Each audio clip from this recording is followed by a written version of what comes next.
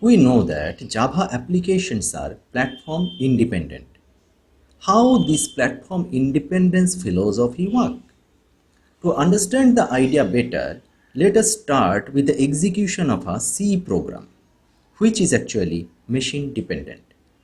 Now before me I have two orange blocks, and let us assume that these two blocks represent two different computing environment. So these two computers architectures are different, and these two computers are loaded with two different operating system. So if here we have Windows operating system, we can assume here in this computer we are having Linux operating system.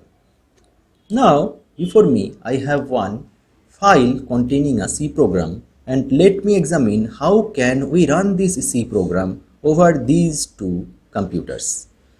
Now, to convert this C program into machine specific or machine understandable code, we need translator. So we need a software which will translate this C code into machine specific code for this computer, and again machine specific code for this computer. And in case of C, the translator is a compiler. So let me get a compiler which will convert this C program into machine specific code for this computer, and say this is the piece of software, the compiler specific for this computing environment. So again, for this computing environment, I need another compiler which will convert this C program for machine specific code of this particular computing environment, and say this is the compiler specific for this category of computers requirement. Now when I pass this C program to this compiler, what this compiler will do, it will read the C program and will convert the C program into low level machine code, and that code I can represent by this black coin. So the black coin contains some machine specific code for this C file.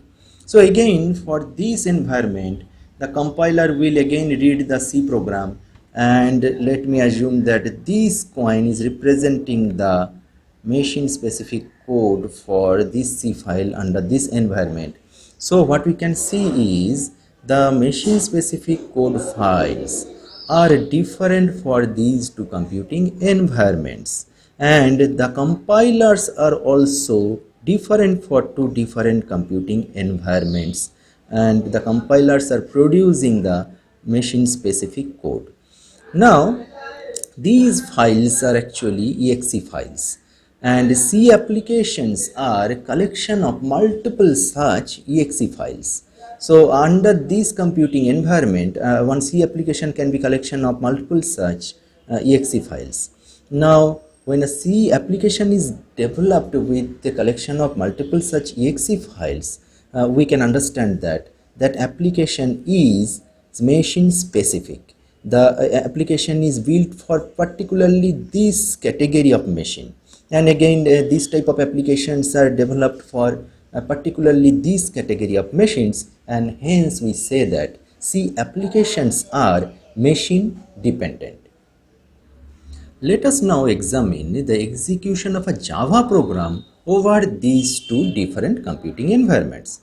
So in case of Java, we know before the compiler, we need to install another layer of software which is known as JVM or Java Virtual Machine.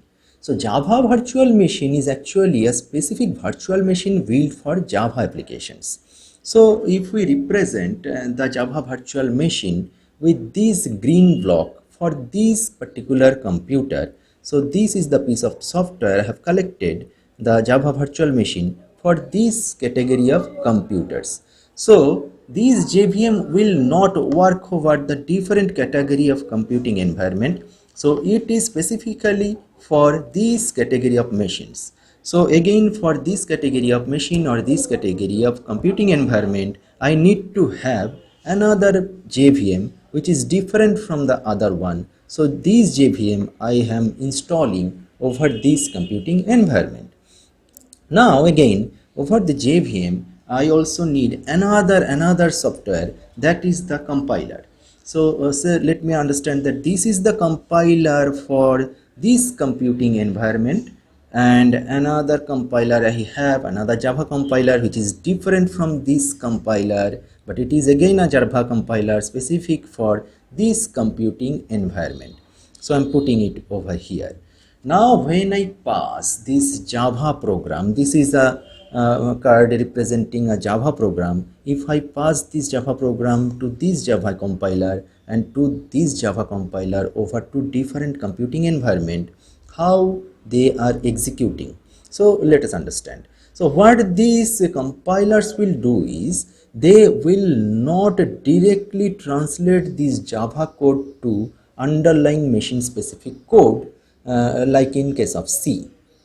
Instead of that, they will generate a special category of intermediate Java code. So from this Java file, the compilers will generate one intermediate state of code, and that intermediate state of code in case of Java is known as bytecode.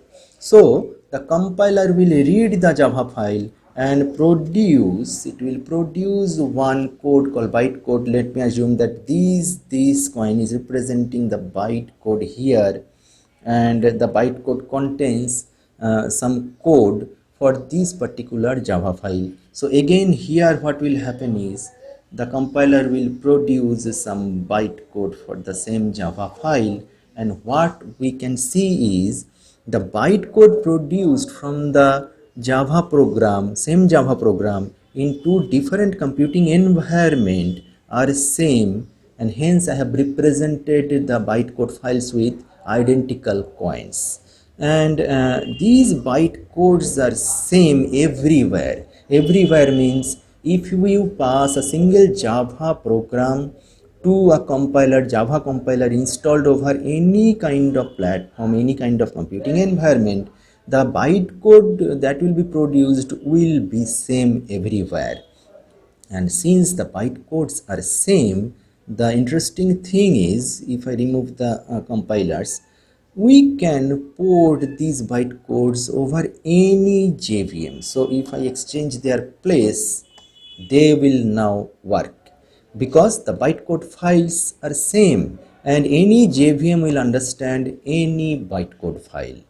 So now these JVMs will read these bytecode files, and what they will do is from these bytecode files they will start to generate the machine underlying machine specific code. So let me understand that this black coin is representing the machine specific code being generated from this bytecode file by this JVM, and this red coin is representing the machine specific code generated from these bytecode files from this particular JVM. So what we can see is the underlying machine specific code which is being generated from the same bytecode files are different because the machines are different, underlying machines and their architecture, everything is different. So they understand different machine code, and the files, the machine code files which are being generated are thus different, produced from same Java program and same bytecode files. Now thus Java bytecode files are independent of the underlying platform. So what is the platform here? You can see Java bytecodes are running over the JVM, and JVM is providing the platform for the Java bytecode files. And Java application is collection of multiple such bytecode files, and hence when we are saying that Java is platform independent, we mean that Java applications are platform independent. That means Java applications are independent of the underlying JVM. But here one thing to remember is these JVMs are machine dependent because this JVM is made for this particular category of machine, and this JVM is made for this particular category of machine environment. So JVMs are machine dependent, but bytecode applications are machine or platform independent. Here another thing, if we remove the JVMs, the machine codes are of course machine dependent here, but the bytecode files are platform independent because the JVMs are machine dependent here, and they are reading same bytecode file to produce machine specific code.